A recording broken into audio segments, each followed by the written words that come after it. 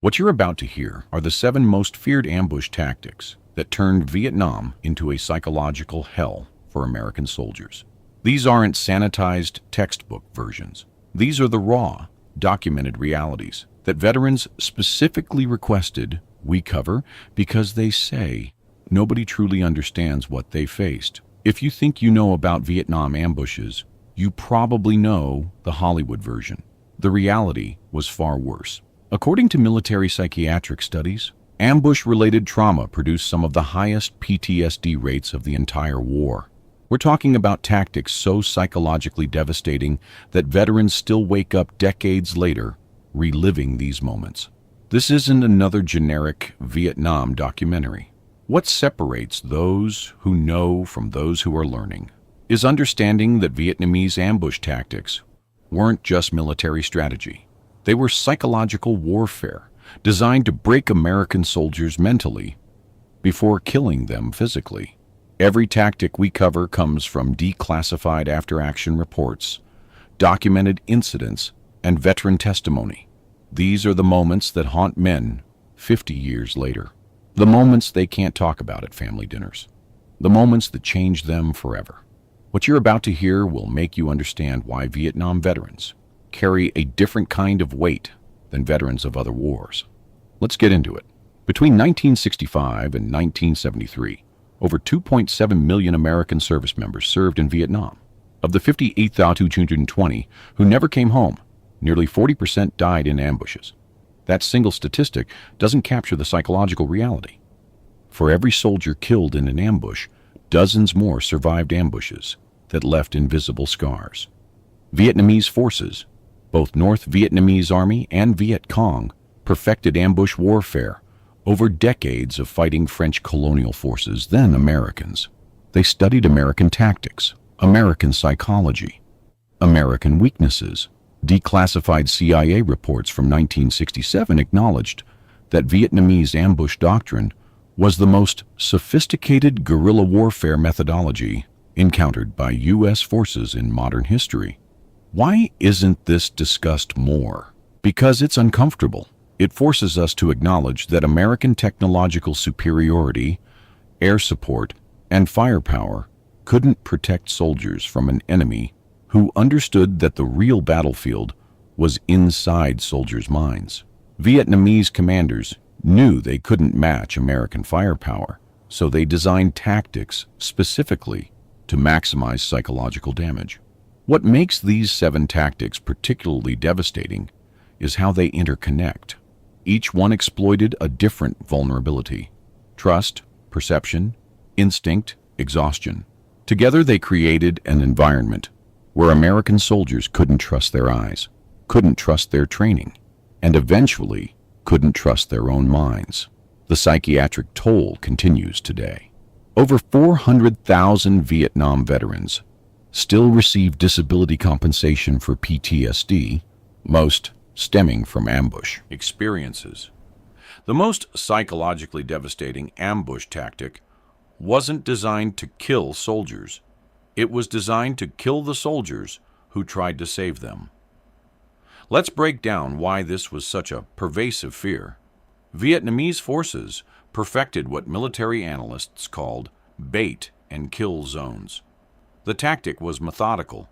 A small VC unit would engage an American patrol with light fire, intentionally wound 1 or 2 soldiers, then immediately withdraw. The wounded Americans would scream for help. Their brothers would rush to save them. That's when the real ambush started.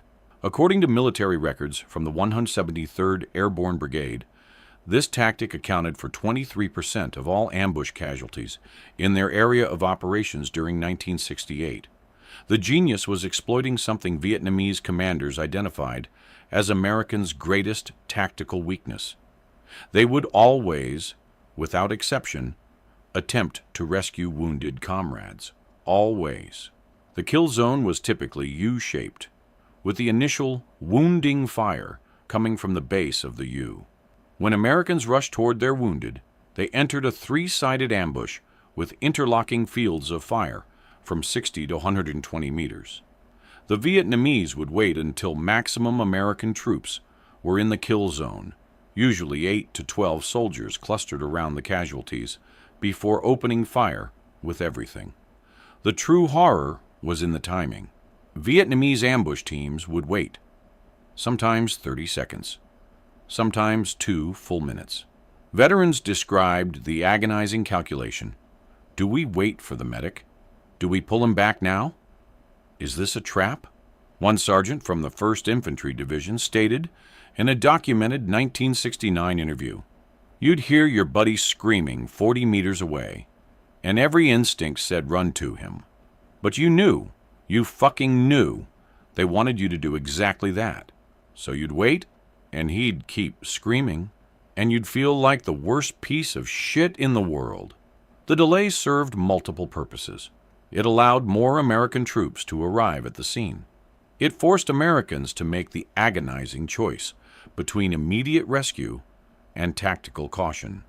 Most devastatingly, it ensured that wounded soldiers remained conscious and screaming throughout, creating maximum psychological pressure on their unit. The VC positioned their primary machine guns to target medics specifically. Radio operators and medics wore different equipment, making them identifiable.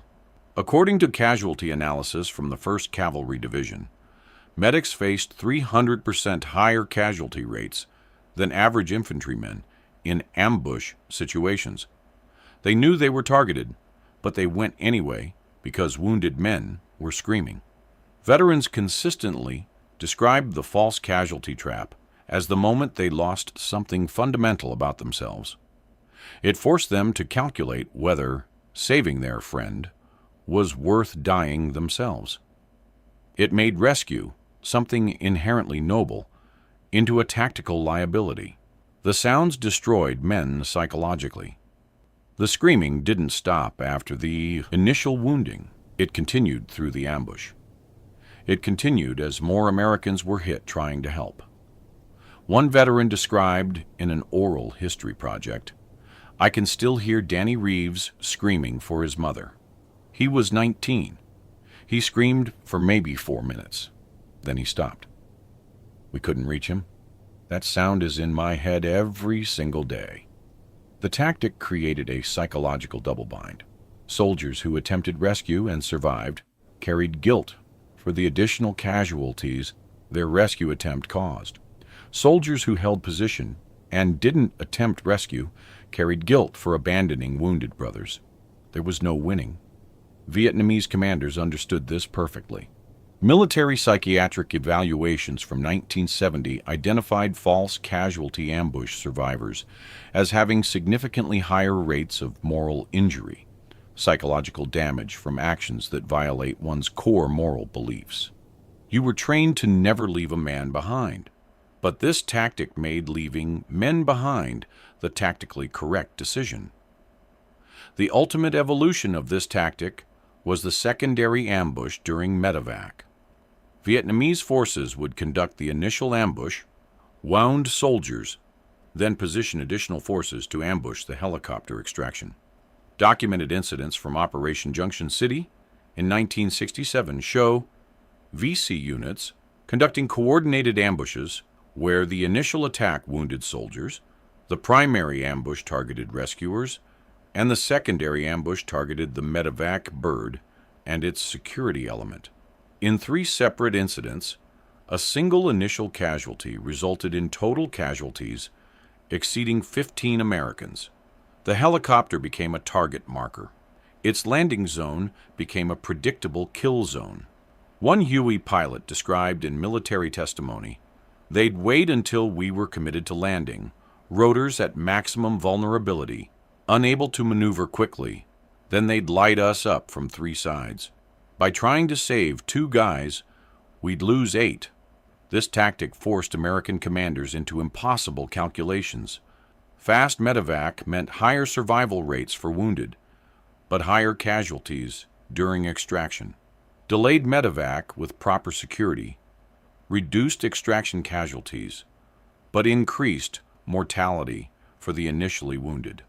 Vietnamese tactics had turned the American commitment to rapid casualty evacuation into a tactical vulnerability. The second fear builds directly from the first. What happens when you can't trust what you see? The terror of not knowing an ambush had started until men were already dead. The Vietnamese mastered tactics where American patrols would walk directly through kill zones without realizing they were already surrounded, already targeted, already dead. They just didn't know it yet. Vietnamese ambush positions weren't just camouflaged. They were architecturally integrated into the environment weeks before American patrols arrived.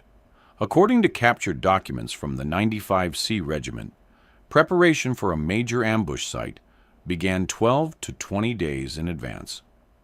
Fighting.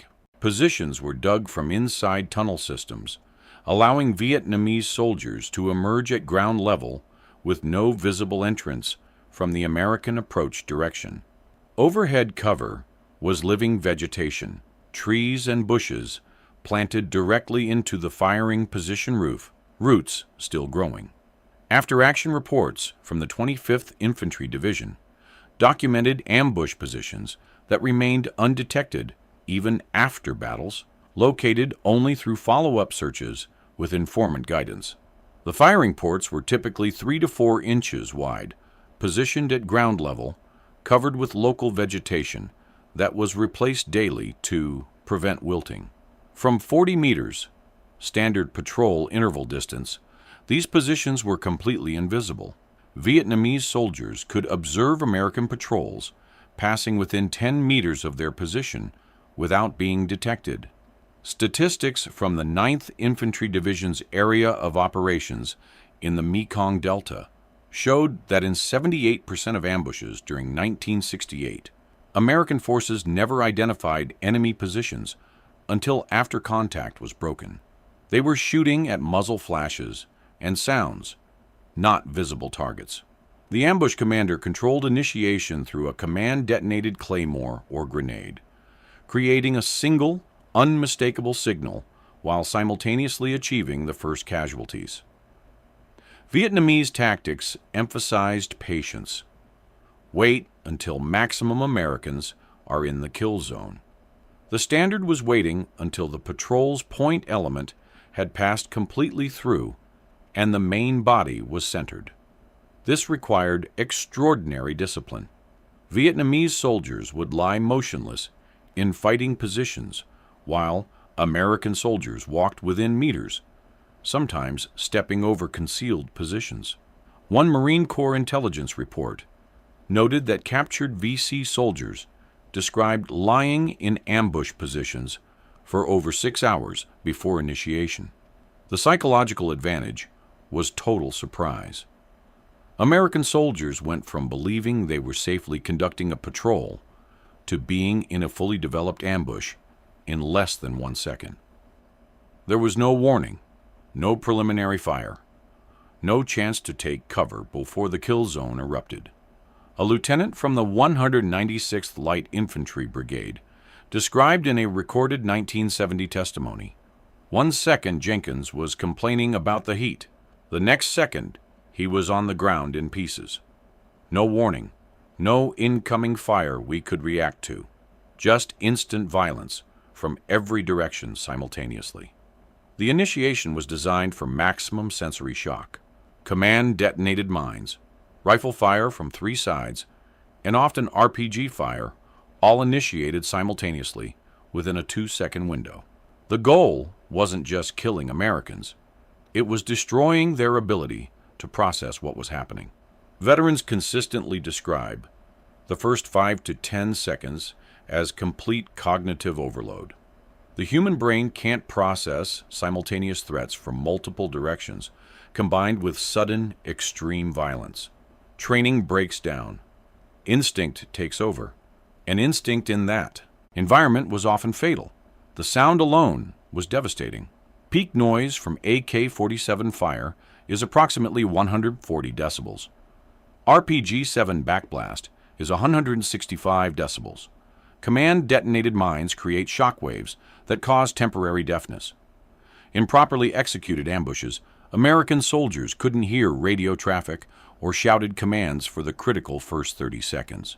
Add the visual chaos, muzzle flashes from unmarked positions, smoke from explosives, dust kicked up by impacts, wounded soldiers visible but unreachable. One corpsman stated in a documented interview, "Your training says assess the situation, identify threats, return fire." But there was no situation to assess. There was just dying. Your body knew it was dying before your brain caught up.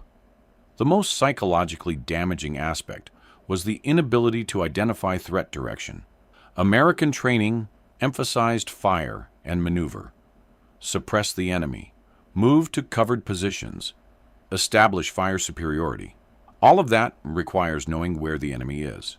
Vietnamese ambush doctrine specifically designed positions to create crossfire that made threat direction impossible to determine. Low-profile positions with muzzle flash suppressors, wet cloth over barrels, firing from ground level in 270-degree arcs meant Americans couldn't see where fire originated. Documented analysis from the 101st Airborne Division showed that in ambushes where Americans suffered high casualties, 89% of American return fire was inaccurate, aimed at suspected positions rather than confirmed threats. Soldiers were shooting at jungle. They were shooting at sounds. They were shooting at nothing while dying from somewhere. The terror was existential. You're being killed by something you can't see, can't locate, can't fight back against effectively. Your training is useless. Your weapons are useless. You're just waiting to be hit by fire, coming from everywhere and nowhere. The third fear took this invisibility to its logical extreme. What if the ground itself was trying to kill you? American soldiers in Vietnam faced an enemy that didn't just hide in the jungle. They lived beneath it, inside it, making the ground itself into a weapon that could erupt at any moment. The Cu Chi tunnel network alone stretched over 250 kilometers. These weren't crude holes. They were sophisticated military infrastructure with multiple levels, some tunnels 10 meters deep, containing living quarters, hospitals, ammunition storage, and most terrifyingly, direct fire positions. According to declassified intelligence reports from MACV, Military Assistance Command Vietnam, tunnel systems in the 3 Corps alone contained over 400 firing positions that connected directly to surface concealment. Vietnamese soldiers could fire complete magazines, drop through trap doors, and vanish underground in under 4 seconds. The tactical advantage was absolute. A VC soldier could engage American troops, inflict casualties, and disappear before return fire arrived. Then emerge 50 meters away through a different position and engage again. After-action reports from operations around Cu Chi documented ambushes where American units reported 6 to 8 separate enemy positions that were actually 2 Vietnamese soldiers using multiple tunnel exits. One sergeant from the 25th Infantry Division stated in an oral history, "You'd suppress a position, see the gook drop into the ground, throw grenades, move up, and the position was empty. Just a hole. Then you'd take fire from behind you. Same guy. Same fucking guy. You couldn't kill ghosts." Spider holes were individual sniper positions, vertical shafts 1 to 2 meters deep, with tiny camouflaged lids, typically positioned in the middle of trails or at trail junctions. A single VC soldier could lie in a spider hole while an entire American platoon walked past, then rise behind them and fire into their backs. Military reports from the 1st Infantry Division documented 147 spider hole attacks during 1967 alone in their operational area. The average attack lasted under 20 seconds. Soldier emerges, fires 10 to 15 rounds at point-blank range into American backs or flanks, drops back into the hole, closes the lid. By the time Americans located the position, it appeared to be undisturbed ground. The psychological impact was devastating. You couldn't trust the ground you walked on. Every piece of jungle floor could contain an enemy soldier. Veterans described the constant scanning, the paranoia, the exhaustion of trying to identify spider hole lids among leaves and vegetation. One Marine described in testimony, "You'd stare at the ground until your eyes burned. Every leaf pattern, every shadow, every discolored patch of dirt could be a trap door. You couldn't walk and watch everywhere at once." The physical markers were subtle, slight rectangular outlines in the dirt, vegetation that seemed slightly disturbed, ground that sounded hollow when tapped. But in dense jungle, with poor visibility, while carrying 60 pounds of gear, while exhausted and heat-stressed, these markers were nearly impossible to spot consistently. Vietnamese forces integrated tunnel systems with extensive booby trap networks, creating killing zones that functioned without personnel. According to casualty statistics from 1969, booby traps and mines caused 11% of American deaths and 17% of wounds, but their psychological impact was far greater. The signature traps are infamous: punji stakes, whip traps, grenade traps. But the tactics of placement made them devastating. Traps were positioned in patterns. The first trap would wound, forcing Americans to stop and assist. Additional traps surrounded the likely casualty evacuation routes. A single initial casualty could trigger 3 to 5 additional trap victims as the unit attempted rescue. One documented incident from the Cavalry Division involved a single punji pit, wounding 1 soldier. The medevac attempt triggered 2 additional punji pits and 1 grenade trap, resulting in 7 total casualties from a passive defensive system requiring no Vietnamese personnel. The cognitive load was crushing. Soldiers had to watch for spider holes, tunnel entrances, ambush positions, booby traps, and enemy soldiers simultaneously, constantly, in 100-degree heat, while operating on limited sleep and high stress. One lieutenant described in a recorded interview, "Your brain couldn't process all the threats. You'd focus on watching for spider holes and walk into a tripwire. You'd watch for tripwires and miss the camouflaged fighting position. The environment had more ways to kill you than you had attention to watch for." The ultimate psychological damage was the destruction of environmental trust. Humans instinctively trust solid ground. We trust that down is safe, that the earth is neutral, that ground is ground. Vietnam destroyed that instinct. The ground could explode. The ground could collapse.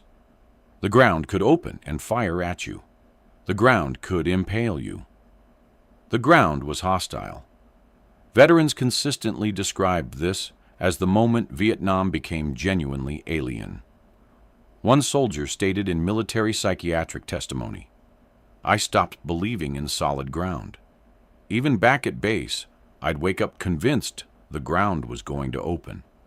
50 years later, I still don't trust it. I check manholes. I won't walk over grates.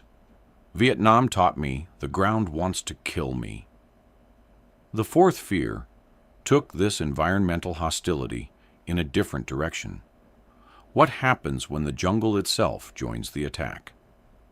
American forces in Vietnam operated from Firebase and patrol bases, establishing defensive perimeters they believed were secure.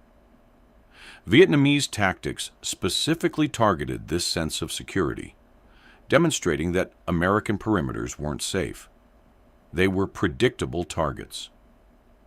Vietnamese reconnaissance teams would observe American Firebase construction, mapping exact defensive positions, wire layouts, and claymore placement. According to intelligence reports from the Sen Corps, VC observation posts, maintained continuous surveillance of American positions for the entire period of occupation. The Vietnamese built terrain models from mud, sticks, and rice, creating precise, three-dimensional maps of American defenses. Assault teams rehearsed attacks on these models for days before the actual attack, with each soldier knowing their exact route, objectives, and fallback positions. Captured documents from the 271st Regiment showed planning timelines of 6 to 9 days for major Firebase attacks.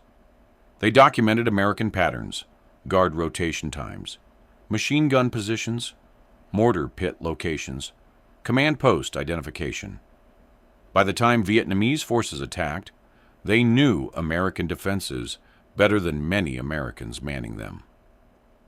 One captured NVA lieutenant stated during interrogation, "We knew exactly where your machine guns would fire. We knew where your mortars would land. We planned routes that avoided both. Your defense was strong where we didn't attack. It was weak where we did." Sappers, Vietnamese combat engineers, specialized in breaching American perimeters silently. They moved through wire obstacles by cutting or spreading concertina wire over hours, creating man-sized gaps invisible from more than 5 meters away. Military studies from the 4th Infantry Division documented that sappers could breach triple concertina wire barriers in 40 to 60 minutes, working in 2-man teams. They used wire cutters wrapped in cloth to eliminate sound, moved during periods of illumination rounds to avoid triggering movement-sensitive observation, and worked during American Guard rotation changes. The average sapper carried 15 to 20 kilograms of explosives, satchel charges, Bangalore torpedoes, and grenades. Their mission wasn't to kill Americans, though they would. It was to destroy defensive infrastructure. One sapper destroying a machine gun bunker could create a breach that an entire assault company could exploit. Veterans described the terror of sapper attacks. One soldier from the 173rd Airborne stated in testimony, "You'd be on perimeter watch, staring into dark jungle, and suddenly there'd be explosions behind you, inside the wire, inside the perimeter. They were already past you, already inside, and you didn't see or hear anything. Your entire defensive position became the kill zone." The psychological impact was the destruction of perimeter security. The perimeter was supposed to be the line between safe and danger. Sappers proved there was no line. They could be inside your wire right now, placing charges, and you wouldn't know until the explosions started. Vietnamese ground attacks on American positions followed a methodical doctrine. Sapper breaches created entry points, followed immediately by assault troops, supported by direct fire weapons from external positions, with mortar and rocket fire targeting American reinforcement routes and helicopter landing zones. According to after-action reports from Firebase Marianne, March 1971, the coordination was precise. Sappers penetrated wire at URG 200 hours, destroyed 3 bunkers by Cerro 203. Assault troops entered the perimeter by Straw 4, and American casualties were already at 33 killed and 83 wounded before effective resistance was organized. The attacks exploited American defensive doctrine. Americans concentrated forces in defensive positions, bunkers, fighting positions, command posts. Vietnamese attacks specifically targeted these concentrated forces with satchel charges and RPGs at point-blank range. A single satchel charge in a bunker could kill or wound every American inside. One Marine described in an oral history, "They blew the bunker next to ours. I heard the explosion, then screaming. Then they were in our wire, moving through the perimeter. We were shooting at friendlies because we couldn't tell who was who. It was complete chaos. They owned the perimeter. We were just trying to survive until dawn. The most psychologically devastating aspect was that the Firebase interior, the supposedly safe zone, became the most dangerous area during attacks. Vietnamese tactics specifically pushed American troops out of defensive positions through satchel charges and grenades, forcing them into open areas where assault troops engaged them at close range. Casualty analysis from Firebase attacks showed that 68% of American casualties occurred inside the perimeter wire, not outside. The defenses worked perfectly, facing outward. Vietnamese attacks came from inside, behind, and within. The terror was existential. Your defensive position became your tomb. The bunker you built for protection became your coffin when sappers threw satchels through the firing port. The wire you emplaced to keep enemies out trapped you inside with enemy assault troops. One sergeant stated in psychiatric testimony, "After Firebase Illingworth, I couldn't sleep inside bunkers anymore. I'd rather take my chances in the open.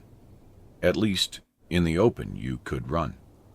In the bunker, you were trapped when the satchel charge came through the door. You'd just die in a concrete box." The fifth and final fear was the most inescapable. The realization that even the sky wasn't safe. American soldiers believed their greatest advantage was air support and helicopter mobility. Vietnamese tactics specifically targeted this belief, turning American strengths into vulnerabilities and the sky itself into a source of terror. Every helicopter insertion was a predictable event with a predictable location. Vietnamese forces identified likely landing zones weeks in advance based on terrain analysis, areas large enough for helicopter insertion, clear enough for multiple birds, close enough to objectives to be tactically useful. According to intelligence analysis from the 1st Aviation Brigade, Vietnamese forces pre-positioned fighting positions around 70% of suitable LZs in contested areas. These positions remained unmanned until Vietnamese spotters observed helicopter approach, then were rapidly occupied from nearby tunnel positions or concealed assembly areas. The tactic was devastatingly simple. Allow the first helicopter to land unopposed.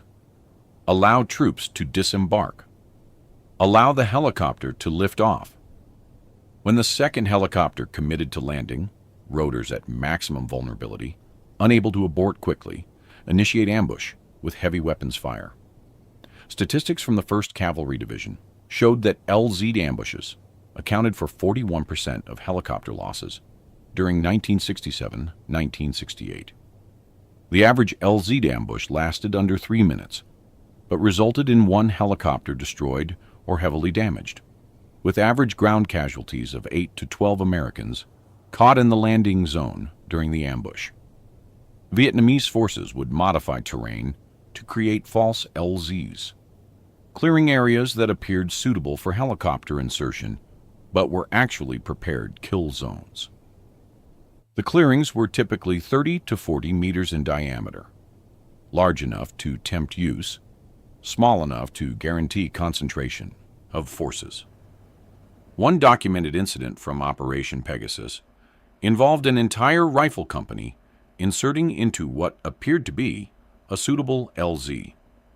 The LZ was a deliberately cleared area surrounded by camouflaged fighting positions in a perfect 360-degree circle. Before the third helicopter lifted off, Vietnamese forces initiated ambush from 12 separate positions, killing 17 Americans and destroying 2 helicopters in under 90 seconds. The psychological damage was profound. You couldn't trust landing zones. Every clearing could be a trap. Every insertion could be flying directly into prepared ambushes. One helicopter pilot described in recorded testimony, "You'd be on approach, and you'd see a beautiful LZ. But you'd be thinking, is this the one? Is this where they're waiting?" You couldn't know until you committed. And if you were wrong, everyone died. The alternative, inserting into uncleared areas, created its own casualties through rotor strikes on vegetation, hard landings, and difficult egress. Vietnamese tactics had eliminated the good options. There were only bad options and worse options. The dust-off medevac helicopter was sacred to American forces. The unwritten rule was that medevac birds flew unarmed and were not to be targeted. Vietnamese forces specifically violated this understanding, targeting medevac helicopters to maximize psychological impact. According to casualty records from the 15th Medical Battalion, 19 medevac helicopters were destroyed and 47 heavily damaged during 1968 alone through deliberate ambushes. The tactics varied. Sometimes Vietnamese forces would allow initial casualty evacuation to occur, then ambush subsequent medevacs using the same approach route. Other times, they would deliberately wound Americans to bait medevac helicopters into prepared ambushes. One medevac pilot stated in a documented interview, "They'd shoot someone in the leg, non-lethal wound, then wait for us. We knew it was a trap. We went anyway because that's a 19-year-old kid bleeding out. And sometimes we'd get shot down. Then there'd be more wounded. Then another medevac would come. They'd turned medical evacuation into a casualty multiplication system." The psychological terrorism was deliberate. Vietnamese commanders understood that attacking medevacs violated American moral expectations. It created a secondary trauma. Not only were soldiers wounded, but attempting to save them created additional casualties. The act of mercy became tactically dangerous. The final psychological break came from friendly fire incidents involving American air support and artillery. In dense jungle with close-quarters combat, the line between friend and enemy was often measured in meters. Forward air controllers and fire support coordinators worked with imperfect information, calling in strikes that sometimes hit American positions. Documented incidents from the 23rd Infantry Division showed that approximately 3% of American casualties in 1969 resulted from friendly fire, but psychological studies indicated that over 40% of combat veterans witnessed at least one friendly fire incident during their tour. The terror wasn't just dying, it was dying from your own side. One soldier described in the psychiatric testimony, "We called in napalm, gave the grid coordinates, marked our position with smoke. Then I watched the Phantom come in on the wrong approach. The canisters tumbled down right toward us. You couldn't run. You couldn't hide. You just watched your own air support about to burn you alive. We were lucky. It hit 50 meters short. But I never trusted air support again. I was more afraid of what we might do to ourselves than what Charlie could do." The sky, America's greatest advantage, became another source of betrayal and trauma. What connects all 7 fears isn't the tactics themselves. It's what they did to American soldiers' ability to trust. Trust in their training, trust in their equipment, trust in their perimeter, trust in their support, trust in the ground beneath their feet and the sky above their heads. Unlike conventional warfare where front lines existed, where enemies wore uniforms, where battles had beginnings and endings, Vietnam created an environment where every moment was potentially deadly and every instinct could be wrong. The false casualty trap taught you that saving your friend might kill everyone. The invisible initiation taught you that safety was an illusion. The ground that kills taught you that the earth itself was hostile. The perimeter that fails taught you that defensive positions were death traps. The sky that betrays taught you that even American superiority was a vulnerability. Vietnamese ambush tactics succeeded not primarily through military effectiveness, though they were militarily effective, but through psychological erosion. Each tactic removed another pillar of psychological safety until American soldiers existed in a state of constant hypervigilance with nowhere to direct that vigilance productively. The lasting impact extends 5 decades beyond the war's end.